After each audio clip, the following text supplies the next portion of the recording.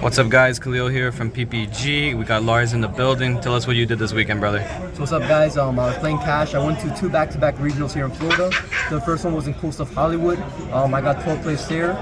There was, I believe, about 180 players.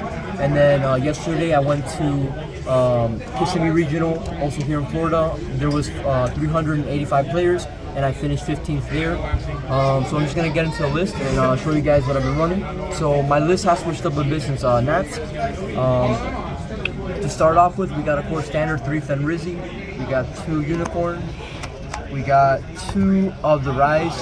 I consider playing 3 of this. It does help a little bit with your breaking problem. The deck can be a little inconsistent, so bumping up to 3 is pretty good if you pair like with Birth or Theosis.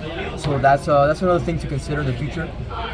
Of course, we do play the 1 Scareclaw Kashtira. This card you have to play is really good, especially Alsa Noir. It's really good. For these 2, they've always been good for me, especially Ogre. My theory behind this is on my 4th summon, I'm going to go ahead and summon this, and then I'm going to go ahead and search preparations, so it's going to play around Nibiru.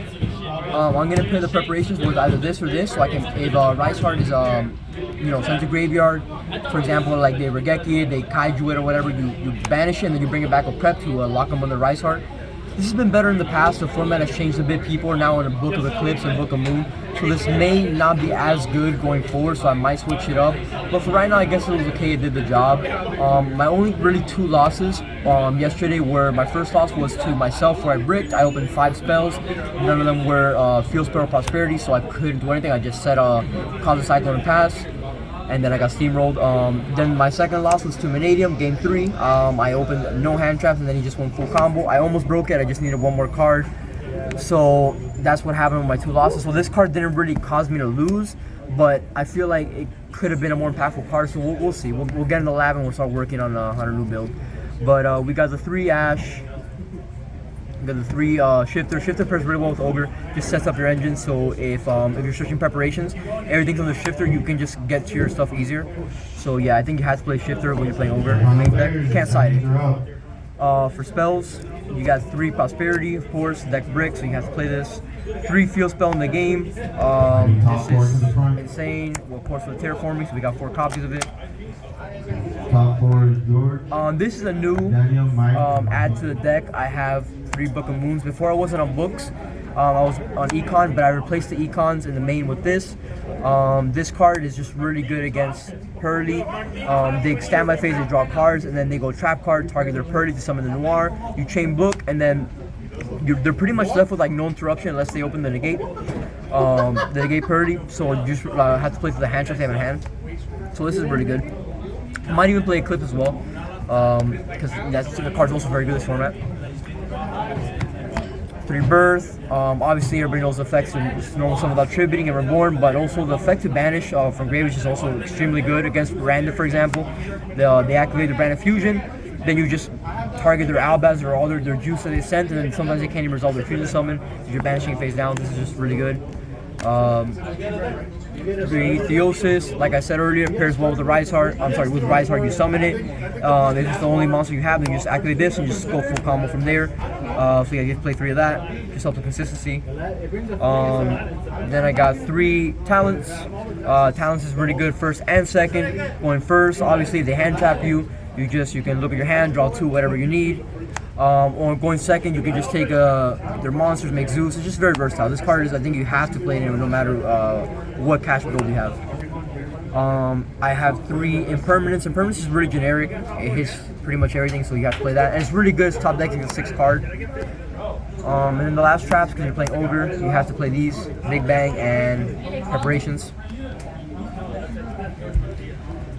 For the side, we got, of course, Rise. Then we got 2 Shangri-La. Some people play 3. I only play 2. I've never missed the 3rd one. Honestly, I think 2 just does the job fine. 2 Zeus, of course. Zeus, I've gotten to it multiple times, like 2 in 1 game, so you play 2. Big Eye, I might want to bump up in the future to a second Big Eye, but 1 does the job for now. This card is actually insane. My favorite card in the extra deck. Then we have this. Sometimes you'll just push for a lot of damage, but you're not able to reach the 8,000 lethal, so you'll leave them like at 75. You do 75 damage, so you just summon this, and this will finish the rest. No matter what they activate, they just burn themselves. Funny enough, I actually summoned this against Vanadium. They activated Hero Lives, they pay half their life, and they just kept burning no matter what they did. So this card isn't even that bad either. So yeah, you play that. This out Floodgates, you can just tribute itself, pop skill drain. Barone actually came up a lot. There's hands where you open Awkward, or you just open Good. Go Unicorn, for example, search the Birth, normal summon Ash, make Baron, activate Birth, Reborn the Unicorn, and activate Theosis. You know, just go full combo. So this is just really good. Then for the Rise Hard targets, play Goliath. Goliath is really good because you just attach to it, can't be destroyed by card effects. People aren't really playing like Dark Hole and stuff like that anymore, but it's just nice protection to have. You play Linger Evil because you don't want to lose Ibli. I see some people playing that. It's just better safe than sorry, so I think you have to play it. Then you play this. This is just really good. Like, you take yourself with Talons, enemy controller, it just pops their monsters, clears your field so you can keep special summoning. You have to play this. Then the last two Rise Heart cards you attach, this or drawing card, and this I might cut for the second big eye, but it's really good against back row decks like Labyrinth and stuff like that. Pops Floodgates too, so this is really good. What's the go-to attach for when you have Prosperity plus a Rise Heart? So it depends on the situation. I usually go for this because drawing card is nice. You can draw a hand trap, draw more follow-up. But if you're under Shifter, you don't want to do this because it's obviously going to get banished. So when you're under Shifter, you just probably attach a Theosis.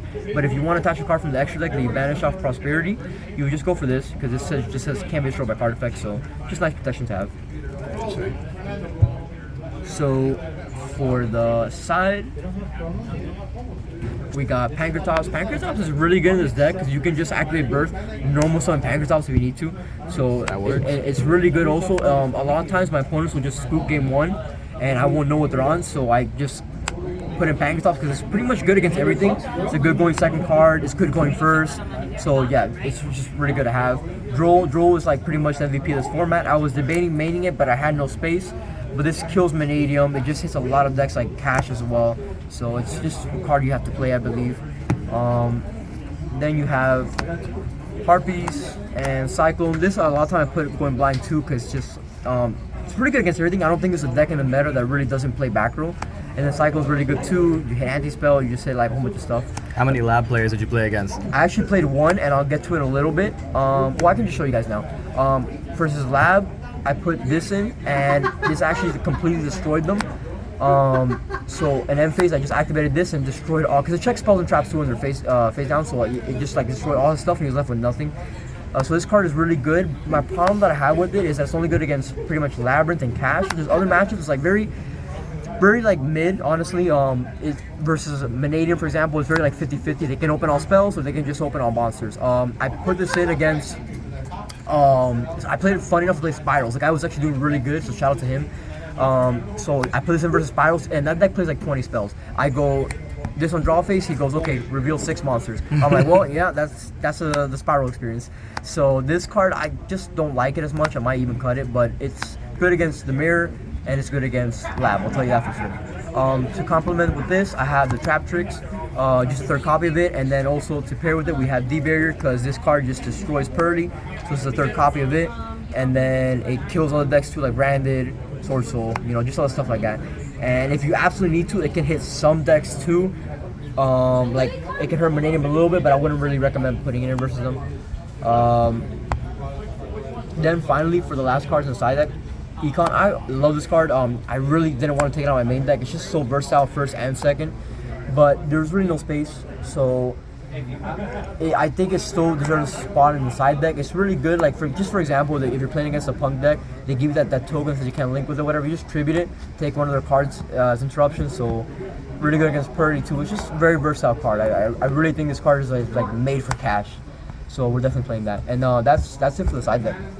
Perfect. All right, Lars. So what shout outs do we got? So of course, shout out to the boys. Shout out to everybody who I played this with. Miami local area, and of course, shout out to my team, Team PBG, and shout out to my main man Khalil, recording the video. So thank you guys for watching. There were some things that were falling short.